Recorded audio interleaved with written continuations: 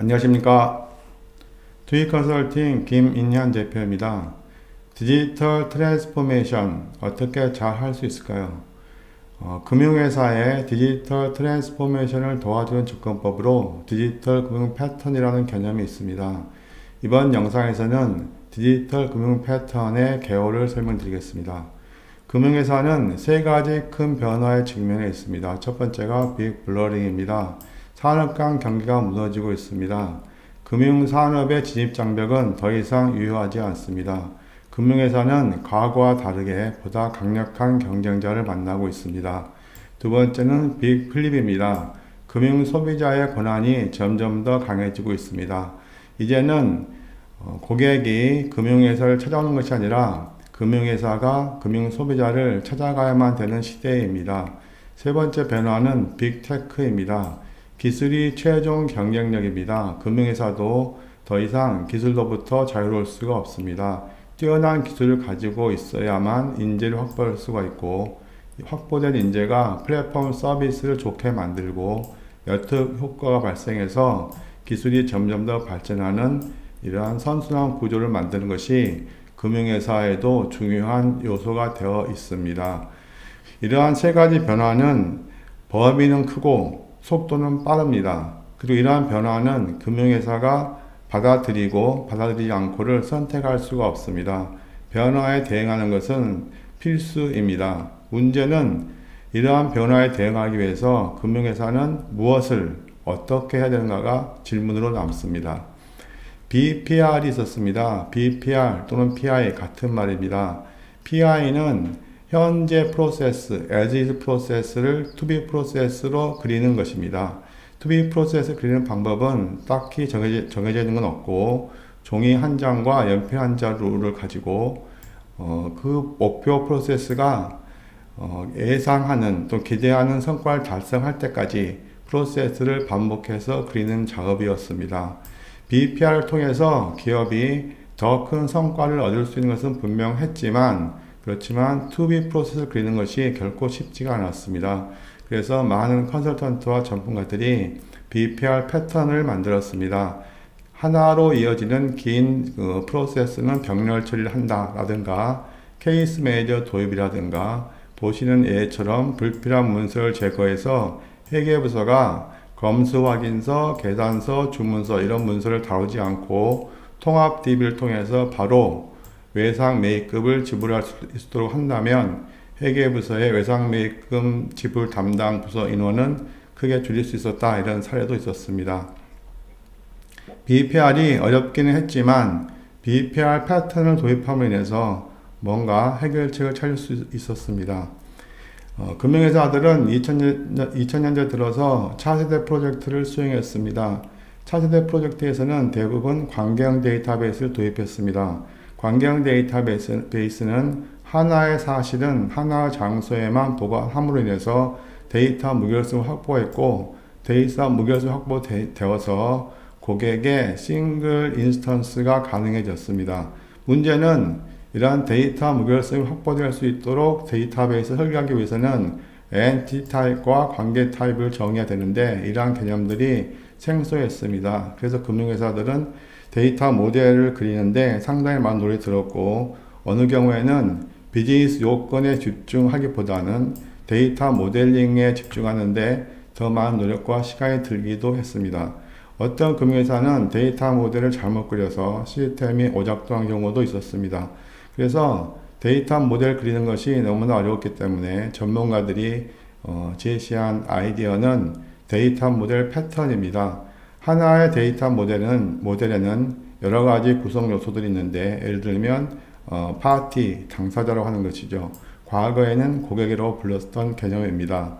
파티, 계좌, 조직, 제품, 이벤트, 이런 데이터 모델 구성한 요소에 대해서 이러한 형태의 데이터 모델 표준, 또 데이터 모델 템플릿을 제시하고, 그러면 이제 데이터 모델 개발자들은 데이터 모델 패턴에 따라서 비즈니스 요건을 반영하기만 하는 그러한 방식으로 데이터 모델 문제를 해결했습니다.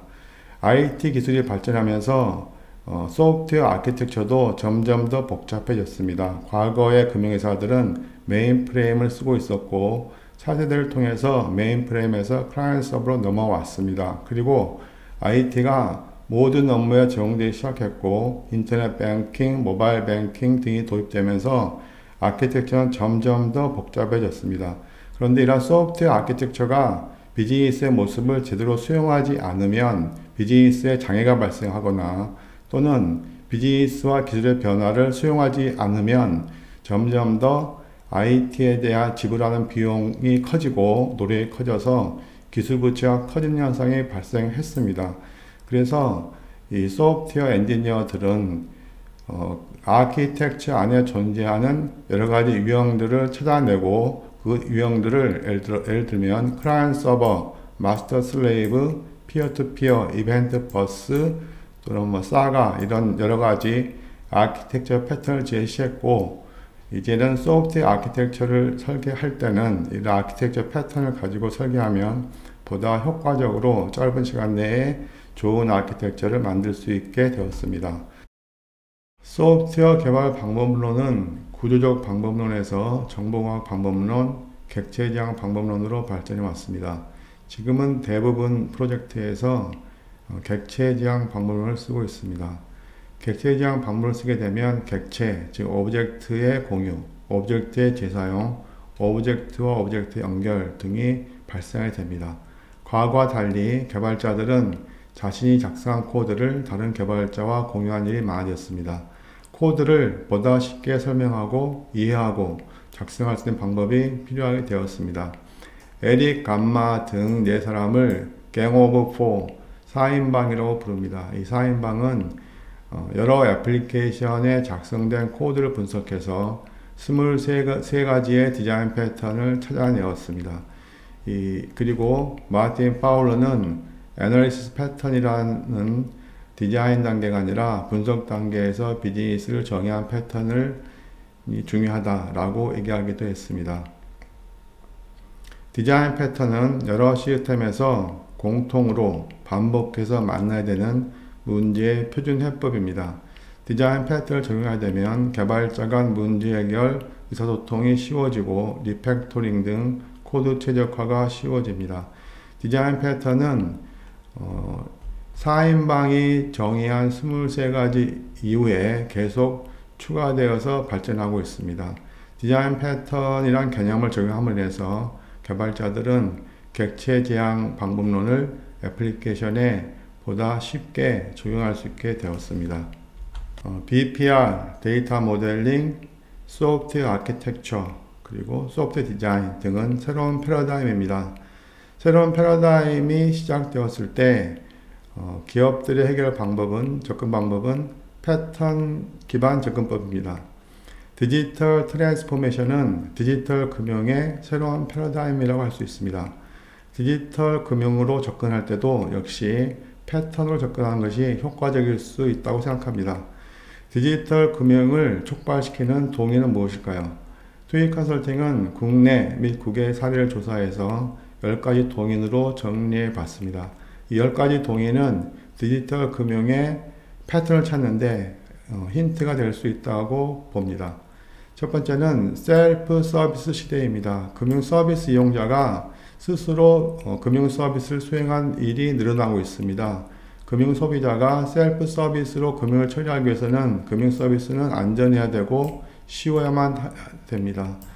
두 번째 큰 변화는 지불결제입니다. 지불결제는 브로커가 배제된다든가 또는 그 금융 소비자에게 보다 편리한 방식으로 또는 지불결제에 참여하는 참여자들의 비용을 절감한 방식으로 진화하고 있습니다. 데이터가 주도하는 방식은 비즈니스 프로세스가 데이터의 분석을 활용해서 점점 빨라지고 똑똑해지고 있습니다. 또한 금융사는 확보한 데이터를 기반으로 새로운 서비스와 비즈니스로 확장하기도 합니다. 안면인식과 음성인식 기술 같은 생체 인증 기술이 도입되어서 금융 소비자가 금융 서비스 처리할 때 보다 빠르게 그리고 보다 안전하게 또 두 팔은 자유롭게 이렇게 서비스 이용할 수 있는 혁신이 일어나고 있습니다. 머신러닝은 자금 세탁 방지, 부정사용 탐지 같은 그 금융 서비스의 정확성을 높여줄 뿐만이 아니라 백오피스 업무의 효율성도 높여주고 있습니다. 탄소 제로는 금융회사도 예외는 아닙니다. MZ세대는 착한 금융회사를 보다 선호합니다. 녹색 금융이 금융회사 경쟁력에 큰 영향을 미칩니다. 블록체인은 금융거래 비용을 절감시키는 효과를 발휘합니다. 대표적으로 리플은 국가 간 해외 송금의 수수료를 크게 떨어뜨리는데 블록체인 기술을 활용했습니다. 또한 블록체인은 탈중앙화 금융을 가능하게 하는 기술이기도 합니다. 기존 금융 시스템은 통합성을 지향하다 보니 데이터베이스와 애플리케이션이 거대해졌습니다. 거대한 데이터베이스와 애플리케이션을 대상으로 변화를 수용하기는 시간도 오래 걸리고 노력도 많이 들고 어려웠습니다. 이러한 구조는 빠르게 변화하는 금융 환경에 대응하는 데 장애가 됩니다. 따라서 마이크로 서비스 아키텍처를 도입하게 되면 금융 서비스는 보다 유연해지고 또는 변화에 따른 확장성이 가능해지고 보다 기민하게 대응할 수 있어서 많은 금융회사들의 디지털 트랜스포메이션의 화두가 되어 있습니다. 디지털은 연결입니다. 생활 서비스와 금융 서비스의 연결이 확산되고 있고 커머스와 통신사 또는 빅테크 회사와 금융의 제휴가 확산되고 있습니다. 금융회사는 금융 서비스를 이러한 포털과 생활 서비스 회사에게 판매하는 바스, Bank as a Service를 하고 있습니다. 바스를 적용하게 되면 금융상품 개발과 판매가 분리되어서 금융회사로서는 직접 판매하지 않는 연계 매출의 비중이 증가한 효과를 볼 수가 있습니다. 고객 입장에서도 생활 서비스와 금융 서비스를 따로따로 하던 것을 생활 서비스 이용하면서 금융 서비스가 생활 서비스 내재화되어서 직접 연결되어 처리되기 때문에 고객 시간을 절감하는 그런 효과도 발휘할 수 있습니다.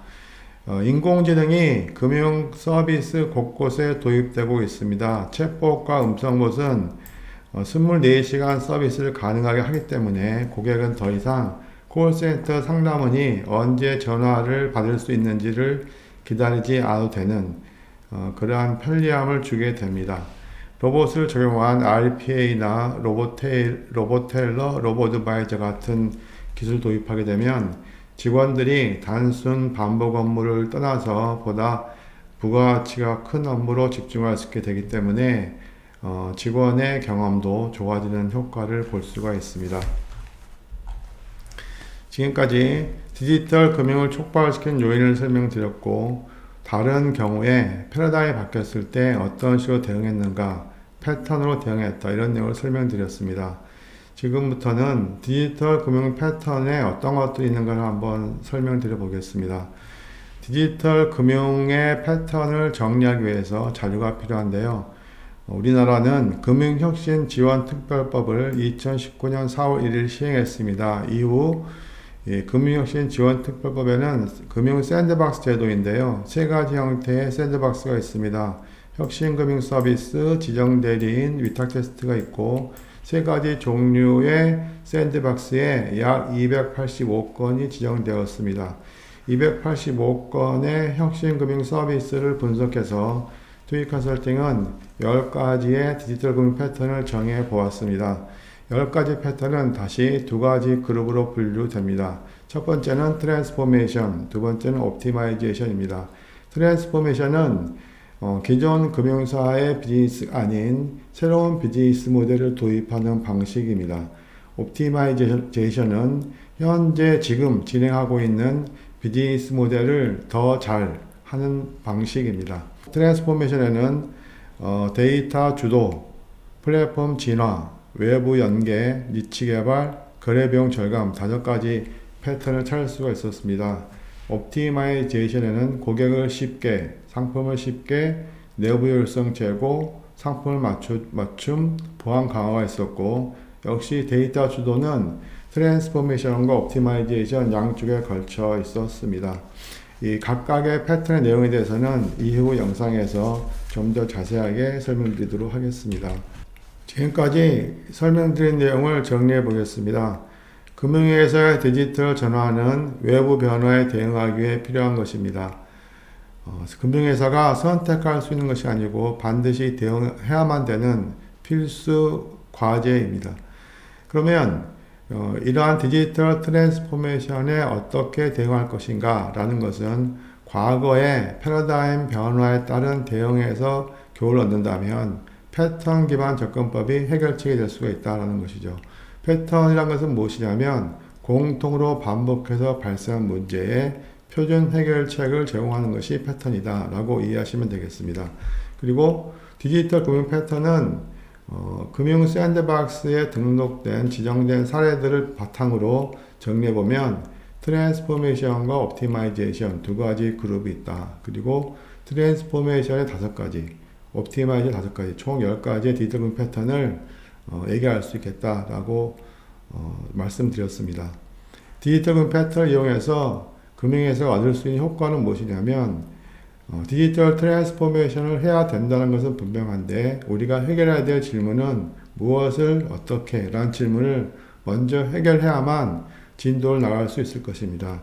디지털 금융 패턴을 활용하면 무엇을 어떻게를 도움받을 수 있다 라는 것이 효과라고 설명드릴 수 있겠습니다.